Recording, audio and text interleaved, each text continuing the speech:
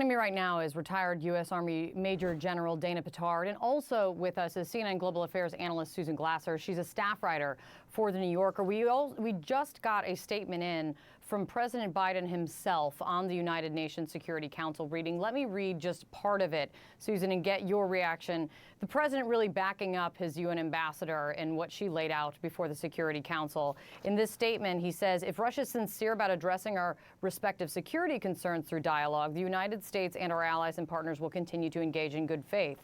If instead Russia chooses to walk away from diplomacy and attack Ukraine, Russia will bear the responsibility and it will face swift and severe consequences. What do you think, Susan? Well, first of all, I think it's an important effort to call Russia to account, in public and force them to come and answer what exactly they think they're doing there. You've seen in Nick's report the sort of gaslighting that you're hearing from Russian officials right now. How dare they, ask us? That reflects that this is an important tool in the toolkit of the Biden administration. I do think it's interesting that they have chosen up until now not to do this. It's such a destabilizing thing for Russia to have sent more than 100,000 troops to the Ukraine border. It's a little bit surprising that it's taken this long to get to this point, but I think it also reflects an effort by the Biden administration to change the conversation. We've been in the sort of unfortunate negotiating with ourselves and our allies phase of this crisis to a certain extent. Lots of reports about disagreements between the Germans and other Western allies, things like that. So this puts the focus squarely on Russia's behavior and forces them to explain it. It's an effort to change the storyline back to Russia having created this crisis in the first place. General, one thing we heard from the UN ambassador just this morning is that this is not about antics, because that's what Russia was saying this whole meeting was about. This is not about the U.S. and Russia. This is about the peace and security of one of our member states. Does what you've heard so far play out in the Security Council meeting, or what you think may, eventually be said? Do you think this does anything to change Russia's calculation? Do you think it will make Russia think twice about invading now? Well, good morning, Kate.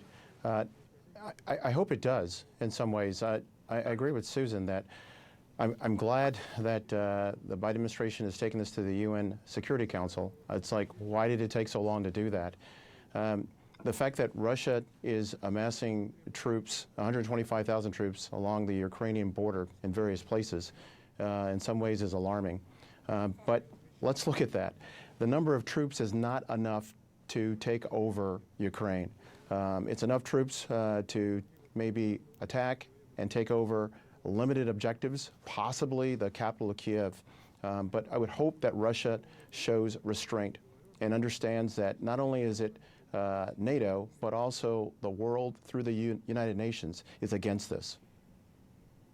Susan, the former U.S. ambassador to Ukraine, William Taylor, he's right with you in what you just said. He said this is exactly where the U.S. should be making the case. Let me play how Ambassador Taylor said it. The UN Security Council would be a place, not the only place, obviously, but a place to have this confrontation, to have this discussion. Make the Russians defend themselves. Make the Russians say why this is not a violation of the UN Charter of International Law. This would put the evidence right on the table.